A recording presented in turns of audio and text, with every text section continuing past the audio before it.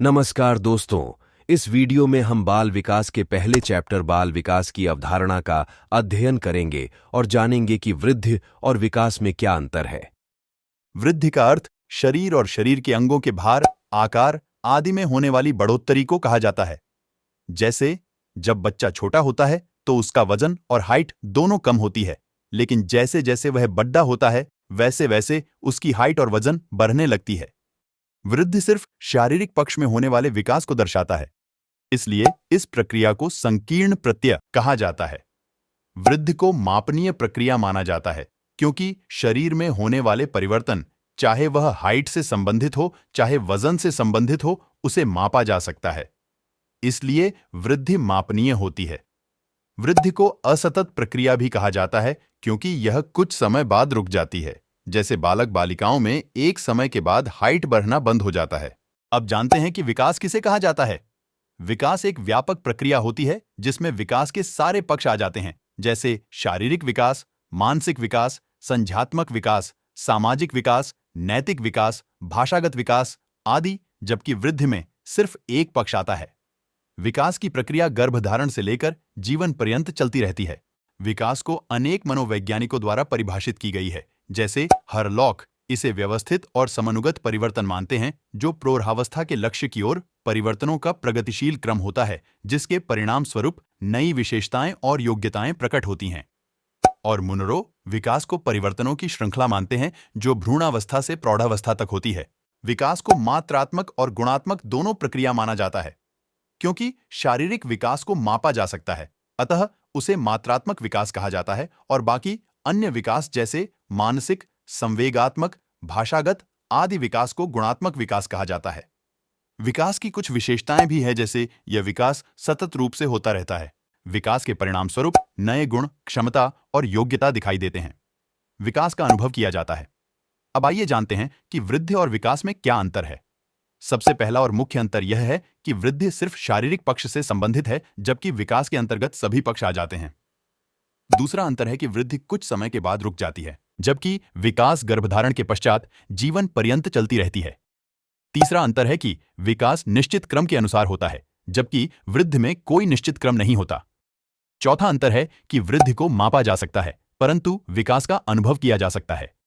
पांचवा अंतर है कि वृद्धि में होने वाला परिवर्तन रचनात्मक होता है, जबकि विकास में रचनात्मक और विनाशात्मक दोनों परिवर्तन होते हैं। छठवां अंतर है कि वृद्धि को मापा जा सकता है, जबकि विकास को अनुभव किया जा सकता है। सातवां अंतर है कि वृद्धि का पूर्वानुमान नहीं लगाया जा सकता, जबकि विकास का पूर्वानुमान लगाया जा सकता है।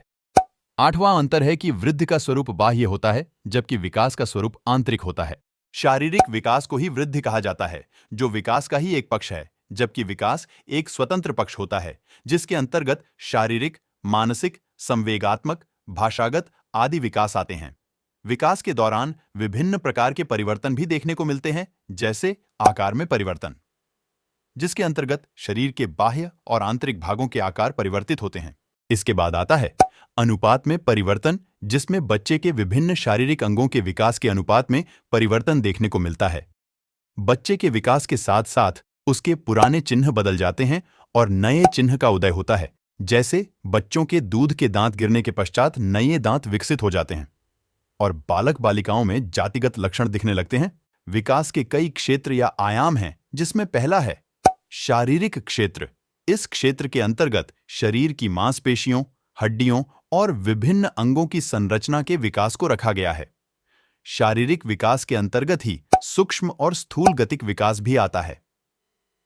सूक्ष्म गतिक क्रियाएं हाथ की छोटी मांसपेशियों द्वारा की जाती है, जैसे लिखना, चित्र या खाना बनाना। स्थूल गतिक विकास में पैरों की बड़ी मांसपेशियों द्वारा किए जाने वाले कार्य आते हैं, जैसे ठोकर मारना, दौड़ना, फुटबॉल खेलना आदि। शारीरिक विकास के अंतर्गत ही संवेदी अंगों का विकास होता है, जैसे आंख, नाक, कान, जीभ, त्वचा आदि।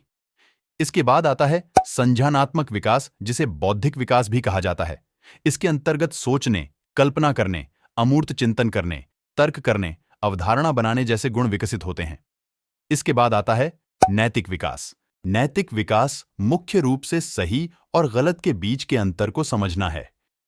समाज द्वारा निर्धारित मानदंडों, नियमों तथा मूल्यों के अनुसार जब हम अन्य लोगों के साथ व्यवहार करते हैं, तब इसे नैतिक विकास कहा जाता है, जैसे गरीबों की मदद करना, बड़ों का सम्मान करना आदि। इसके बाद आता है सामाजिक और भावनात्मक विकास। इसके अंतर्गत सामाजिक समूहों के साथ बातचीत और उत्तम सामाजिक व्यवहार आते हैं। विकास को प्रभावित करने वाले कई कारक भी हैं, जैसे भोजन। संतुलित भोजन न मिलने से बच्चे कुपोषित हो सकते हैं और विकास बाधित हो सकता है।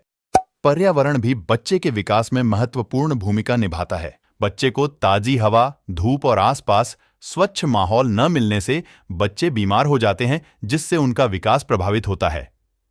शारीरिक व्यायाम और अन्य गतिविधियां करने से विकास अच्छे से होता है। बुद्धिमत्ता भी विकास को प्रभावित करता है। अध्ययन बताते हैं कि तीव्र बुद्धि वाले बालक मंद बुद्धि वाले बालक की तुलना में जल्दी विकास करते हैं। यदि बच्चे का लिंग लड़का होता है तो उसमें शारीरिक विकास लड़की की तुलना में अधिक समय तक होती रहती है। लड़कियों का शारीरिक विकास लगभग 16 से 18 वर्ष तक पूर्ण हो जाता है, जबकि लड़कों में 20 वर्ष की उम्र तक भी जारी रहता है। बच्चे की संस्कृति भी विकास को प्रभावित करती है, साथ ही अंतःस्रावी ग्रंथियों द्वारा निकलने वाले हार्मोन भी।